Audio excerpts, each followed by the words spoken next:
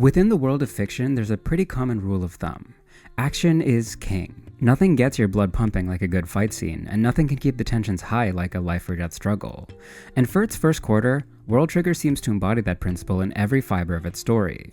The first arc is about an invasion by the group known as the Neighbors, who are trying to kidnap multiple members of the cast, including one of the main characters. During this arc, the protagonist Mikumo almost sacrifices his life in order to stop these invaders. And while the conflict is resolved, there are a number of casualties. And you'd expect that the stakes would only get higher from there, that the protagonist would be thrust forward into even more perilous situations and have to risk their lives to save their friends. But you'd be wrong. After the conflict is resolved and the neighbors are repelled, we enter the second main arc of the story, which centers around the main characters trying to attain a higher rank within the organization they are a part of. And they do this through competing in a series of non-lethal rank matches with other members of Border. And then, after that arc is over, we get to the most recent storyline of World Trigger, which revolves around the main characters sitting in a sealed room and completing tests and assignments on their laptops for pretty much a week straight. From that description, you can kind of tell that the immediate danger of each storyline goes down significantly with each arc. And so, it may seem like the quality of the manga must have experienced a similar drop. But it doesn't. The most recent arc of World Trigger is not only my favorite arc in the manga, it's one of my favorite storylines in all of fiction, and the reason it works is something that I want to explore. The first component that makes the latter half of World Trigger work is its ability to keep tensions high. In order to make sure your story has actual weight, there needs to be something at stake. Whether the story is about saving the world or confessing to your crush, you need to communicate what the consequences will be if the main characters fail. Without any fear of losing, there's no tension or drama, and the audience will likely get bored of your story sooner rather than later. The first main arc of World Trigger has very high and easily digestible stakes. If the protagonists fail to fight off the neighbors, then innocent people could get kidnapped or even killed. This makes every action that Border takes extremely important, because a single misstep will come at the cost of civilians. But once that arc is over, that danger is gone. There are no more neighbors to fight or people to protect. And so, smartly, World Trigger immediately introduces a new goal that the protagonists have to work towards. If the protagonist's squad, Tamakoma 2, doesn't rise through the ranks of Border and achieve top scores in a placement test, they won't be able to participate in a large-scale mission to the neighbor's world. And they need to make it onto this mission for a variety of reasons, but mainly to save one of their friends that got kidnapped during the neighbor's invasion.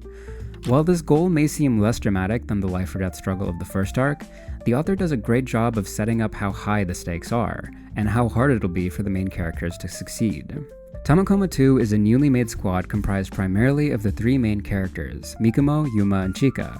And unfortunately, Yuma is pretty much the only good fighter of the group. Mikumo is fairly smart, but his combat skill is lacking, to the point that he wasn't even a full member of Border at the start of the story. And while Chika has a massive amount of Tryon, this world's equivalent of mana, she's fairly meek and doesn't like hurting people, which prevents her from actually using her abilities on other people. And to make things worse, this newly made team has to fight their way up from the very bottom of the B-rank squads, with pretty much no room for a single mistake as they take on more and more experienced fighters. So while there isn't too much actual danger within this arc, as all the battles take place within a simulation, there's still a lot riding on each and every battle. Every time Mikumo comes up with a new strategy and Tamakoma 2 narrowly steals a victory, you as the reader are on the edge of your seat, because you know without a shadow of a doubt that if the main characters make a single misstep, the goal they've been working towards will quickly drift out of reach. And in the last arc of the story, the selection test, these stakes carry through but with a number of extra twists. Throughout the B-rank wars, we see how well Tamakoma 2 is able to work together. While individually the members may have their flaws, as a group they're able to contend with other extremely competent squads. But in the selection test, even this security gets taken away. The main trio of characters are split up into a number of temporary squads, which are composed of different B and A rank agents. Within these groups, they have to prove themselves as individuals while contending with a brand new environment and possibly antagonistic teammates. And if they fail at this stage, all of the effort they put into making it to the top of B rank will have gone to waste. Because of how frequently the odds are stacked against the main characters, the tensions remain high no matter how little physical danger is actually present. We know intimately how desperate the main characters are to achieve their goal of making the away mission. So whether they're fighting mock battles against other B-rank squads or sitting in a room and completing assignments, the sense of tension still remains. But to be honest, having high stakes isn't enough on its own to make a story interesting. Even if you know that a character's life hangs in the balance, if the story revolves around a simple game of go fish, you'll have a lot of trouble keeping the audience interested for long. And that's the second aspect that makes World Trigger so incredible. On top of having high stakes that underlie the entire story, every arc has an incredible amount of depth despite its simple facade. The structure of the B-rank wars, for example, is surprisingly complex. Each squad has to take into account the environment of the battle, the weapons that are available, and the strengths and weaknesses of every other team. So much of the fun of the story comes from the limitations of Tamakoma 2 and the different creative solutions they use in order to win. As I said earlier, Mikumo is pretty hopeless when it comes to combat, so he ends up focusing on a supporting role, using some really niche equipment in order to assist his teammates. And since Chika isn't actually able to take out people with her weapons, she uses a variety of non-lethal means to help her teammates survive. This type of in-universe problem solving is something that I think brings World Trigger from amazing to perfect, but that's something I'll touch on a bit more later. Moving on to the away mission selection arc, you'd think that the simpler and more regimented story would result in a lot less detail, but that's far from the truth. Every single assignment and task that is focused on during this arc is packed to the brim with information about the story and characters and world, to the point that I found this arc even more entertaining than the earlier action-focused storylines of the Invasion and B-Rank Wars. The overall structure of the selection test is that each newly assembled squad will be confined to a sealed chamber and given a set of shared and individual assignments to complete over the next week. During this process, the participants will be monitored by a number of A-rank spectators, who will score them appropriately depending on their general demeanor and competence. And then at the highest level, the top brass of Border will review these scores and evaluate both the participants in the test and the A-rank agents who graded them.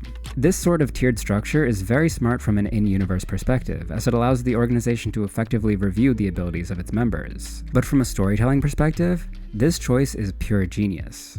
One of the biggest defining characteristics of World Trigger is its extensive cast.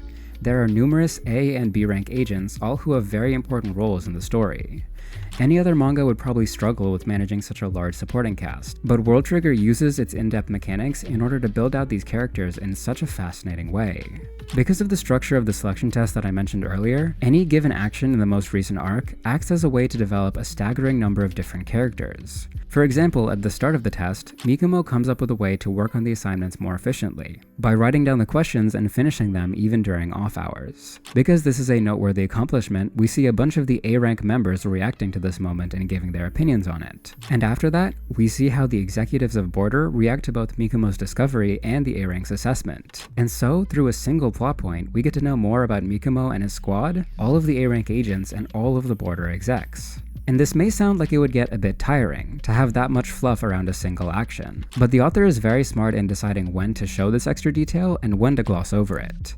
And so this extra depth only appears when there's something of value to learn. An interesting reaction by a character that tells us more about them, or a piece of information that adds something to the world. By structuring the arc like this, World Trigger keeps you on the hook by always having something new to say. Every moment is valuable and conveys something to you as the reader, which makes every second you spend reading feel worth it. I don't think it's possible to fully convey the genius of this structure without having you read the manga yourself. But just to try and capture what I mean, let's take a look at the character list. So as you can see, World Trigger has a ton of characters. And of course with such a big cast, there's bound to be a couple people who end up boring or uninteresting. But by the end of the selection arc, I found myself very well acquainted with an astonishing number of the side characters. I could give you a solid rundown on about 90% of them, which is a crazy good success rate for this many characters. And that feat is only possible because of the way World Trigger is structured and how much detail it packs into every fiber of its story. The last big factor that I think makes World Trigger so special is possibly the most obscure, but nevertheless I do believe it is the key to making the latter half of this manga work so well, and that is the ability of the story to work around its own rules. Let me explain. When someone mentions the rules of a story, they usually mean one of two things. Either they're talking about the rules of the universe the story exists in, or you're talking about the rules set by certain characters within your story. And there's a pretty big distinction between these two things. Universal rules are like the laws of nature, things that apply to the way the world works. In Fullmetal Alchemist, the law of equivalent exchange is a universal rule. It's just a fact about this universe that will always hold true. The other type of rule is just something set up by a certain character or force within your world. Societal laws like the ones against assault or dangerous activities fall under this category. These rules are enforced and have a reason to exist, but they can be broken. In general, it's not a good idea to break your universal rules. It can undermine your story and make the world feel a lot less real and concrete. But finding creative ways to work around your stated rules can give your story a lot of pull and intrigue. There's no real society in which every individual is fully compliant to the letter of the law and only thinks within the bounds that are set for them. So showing how characters can work around certain rules and restrictions can demonstrate the different dimensions of their thought, which can breathe a ton of life into your story. And this type of rule breaking is something that World Trigger is amazing at. As I mentioned earlier, the groups participating in the selection test have to complete a set amount of assignments within a certain amount of time, and there's a number of rules around how this test will be conducted. For example, individuals can only work on assignments during certain hours of the day, and you can only complete assignments on your own device. But characters find interesting ways to work around these rules all the time. As I mentioned earlier, Mikumo came up with the idea to take photos of the assignments so that people can work on the tasks any hour of the day. And while this doesn't explicitly break any rules, it's definitely skirting around a couple of them. Similarly, Hyusei comes with the idea to take photos of other people's assignments and use them to exchange answers, which again is not explicitly disallowed, but is definitely pretty shady. There's a ton of instances of this all over this arc, with characters constantly coming up with creative ways to work just outside of the stated rules of the test. And this seemingly simple addition to the arc makes all the difference when it comes to the story. By allowing this type of rule breaking, characters can grow in different dimensions and start to feel like actual people. The fact that they can all go about their tasks in their own unique ways adds an incredible amount of depth to the story. And it also makes all of these characters feel really smart, which is something that I find very special. They all have quirks and different degrees to which they're willing to work around the rules, a dimension that usually goes completely unexplored when talking about fictional characters. This aspect of the story, combined with how information-dense this arc is in general, makes it a treasure trove of characterization, and one that I really enjoyed reading from start to finish. World Trigger is genuinely one of the most amazing series I have ever read. I can't think of another action series that was this bold in terms of where it took the story. The fact that it completely dropped its action elements for such a long time was honestly a huge shock. But because of how talented this author is, and all of the incredible storytelling techniques that went into making this most recent arc, the Away Mission Selection Test is one of my favorite storylines in all of fiction. And I hope through this video I was able to capture a sliver of what makes the story so amazing. Thank you so much for watching. If you haven't checked it out yet, I would really recommend reading through World Trigger for yourself. Over time, it's become one of my favorite manga, and it's unique in that there's like zero fan service in the entire series, which is very nice. If you enjoyed this video, please consider subscribing. These manga videos take a lot of effort to write and edit, but I really like making them, so your support would mean a lot. Thank you again for being here.